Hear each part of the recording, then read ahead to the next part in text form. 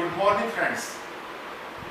मैं डॉक्टर आनंद भारद्वाज फिर से एक बार स्वागत करता हूं अपने खास प्रोग्राम में जिसका नाम है vastu for vastu consultants.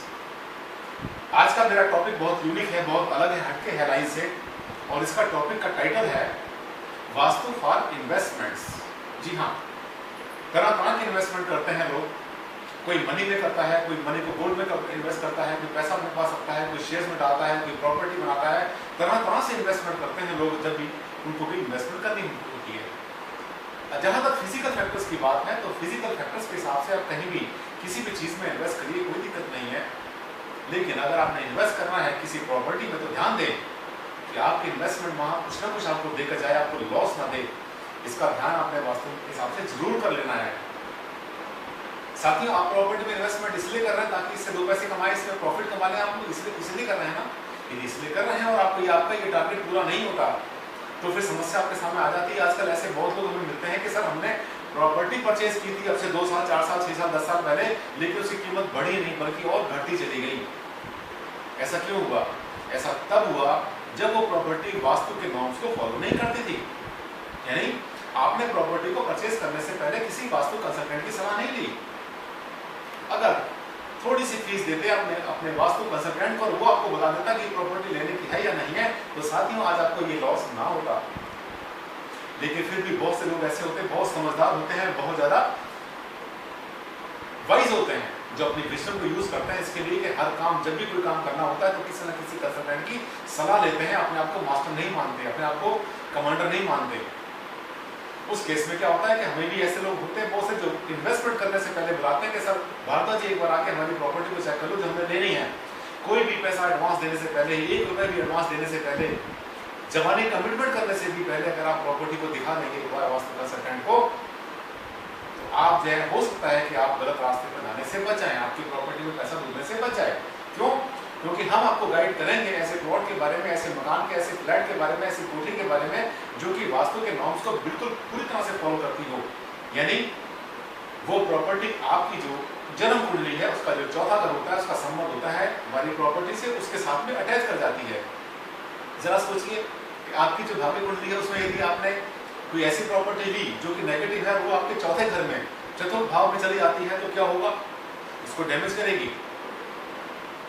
Property अपने आप सेल नहीं होगी, साथ साथ चलो कोई बात नहीं, सेल ना हो, लॉस दे कोई बात नहीं, लेकिन आपके लाइफ में भी कहीं ना कहीं वो जो है गड़बड़ करना शुरू कर देगी साथियों। इसलिए जब भी कोई इन्वेस्टमेंट करनी है आपने, आप शेयर्स में करें कोई दिक्कत नहीं है, आप जिसमें करना चाहें डिवेंचर्स में कहीं भी करें कोई दिक्कत नहीं है। प्रॉपर्टी में जब भी आपने कोई इन्वेस्टमेंट करनी है तो इन्वेस्टमेंट करने से पहले अक्लमंदी ही होगी कि आप पहले वास्तु कंसल्टेंट की सलाह जरूर ले लें यदि वास्तुशास्त्र में बिलीव करते हैं। नहीं करते कोई बात नहीं, दुनिया है, जी रही है दुनिया तो जीती है, कोई ऐसी बात नहीं। लेकिन जो ज्ञान, शास्त्रों का ज्ञान या जो मॉडर्न साइंस वास्तु शास्त्र में आ चुकी है पूरी तरह से, जैसे मैं बहुत सारे गैजेट्स यूज करता हूँ जगह की पॉजिटिविटी नेगेटिविटी को चेक करने के लिए, जब ये विज्ञान, जब ये साइंस, जब ये नॉलेज दुनिया में अवेलेबल है तो क्यों नहीं इसका फायदा लेते आप? इससे क्या फायदा होता है?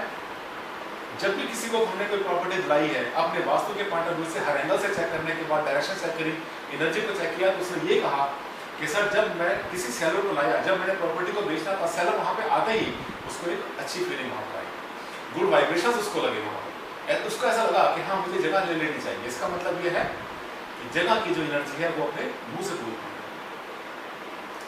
यानी अगर आपने मुझे कोई प्रॉपर्टी बेचनी है और आपने मुझे बुलाया देखने के लिए, मैं जाते ही सबसे पहले वहां पर बोलूं यस मुझे प्रॉपर्टी पसंद है, मैंने लेनी है, तब क्या होगा? मैं आपको मुंह मांगे दाम दूंगा। और ऐसा भी होता है बहुत बार कि प्रॉपर्टी नेगेटिव होती है तो लोग हमें कहते हैं कि सर जो भी आता है ना वहां पर आया, देखा, वाला नजर मारी, चला गया, प्लॉट के अंदर भी नहीं आया, मकान के अंदर भी नहीं आया। ऐसा क्यों हुआ?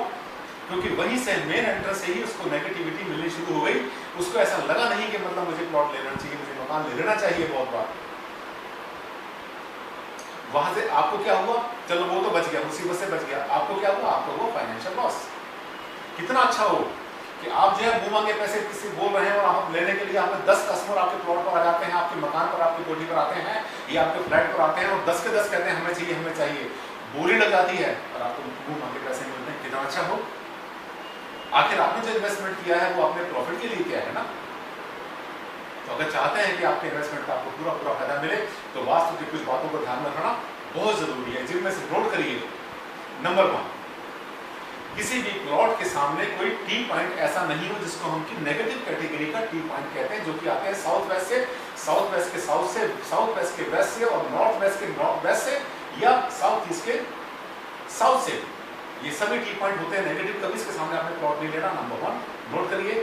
नंबर 2, किसी भी प्लॉट के मकान के या भवन के सामने कभी भी किसी मंदिर, मस्जिद, गुरुद्वारा, क्योंकि ऐसे कुछ धार्मिक स्थान होते हैं जहां तक भीड़ इकट्ठी होती है आके, वहां पर कभी आपने उसके सामने गेट के सामने गेट नहीं होना चाहिए। कोशिश करिए कि ऐसे धार्मिक स्थल के दूर ही हो आपका प्लॉट, तो ज्यादा अच्छा रहेगा, क्योंकि वहां पर भी नेगेटिविटी आने के चांसेस बढ़ जाते हैं। आसपास कोई गहरा पौंड ना हो, गहरा गड्ढा ना हो, यानी गंदा तालाब ना हो, वहां पर सीवर ना बहता हो सामने, कोई ऐसी गंदी चीज ना हो, जैसे हम कहते हैं कि जैसे कि बर्गर ग्राउंड होता है, सिमेट्री होती है, या क्रिमेशन ग्राउंड होता है, ऐसी चीज के सामने मकान या प्लॉट कभी ना लें तो अच्छा रहेगा। इसके अलावा और भी बहुत से छोटे छोटे पॉइंट्स हैं जिनको आपने ध्यान रखना है कि कौन सी दिशा में क्या चीज नहीं होनी चाहिए, क्या चीज होनी चाहिए। एक एक पॉइंट को मैं अपने एक एक वीडियो में आपको समझाऊंगा। जैसे मैंने आज कुछ पॉइंट्स आपको बताए हैं वास्तु के हिसाब से, प्लॉट लेने से पहले, प्रॉपर्टी में इन्वेस्टमेंट करने से पहले क्या ध्यान देना है। इसी तरह से वास्तु के जितने फैक्टर होते हैं मकान के लिए, कोठी के लिए, इंडस्ट्री के लिए, मैं आपको एक एक करके अपने हर प्रोग्राम के अंदर बताऊंगा, एक एक पॉइंट दूंगा। आप ध्यान से देखते रहिए मेरे सभी चैनल्स, सभी वीडियो ध्यान से देखिए, आपको बहुत कुछ मिलेगा। ऐसी चीजें मिलेंगी जो कि किताबों में लिखी हुई नहीं है या आपको नहीं मिलती है। आम आदमी मेरी बात को आसानी से समझ ले। मेरी लैंग्वेज, मेरी भाषा इसी तरह से मैंने बनाई हुई है जिससे कि मैं ऐसा लगे आपको कि मैं आपसे फेस टू फेस बात कर रहा हूँ, क्योंकि मैं आपका हूँ हितैषी, आपका मैं वेलफेयर चाहता हूँ, आपका भला चाहता हूँ। देखते रहिए मेरा प्रोग्राम। तब तक के लिए नमस्कार, धन्यवाद, फिर मिलते हैं। Okay bye.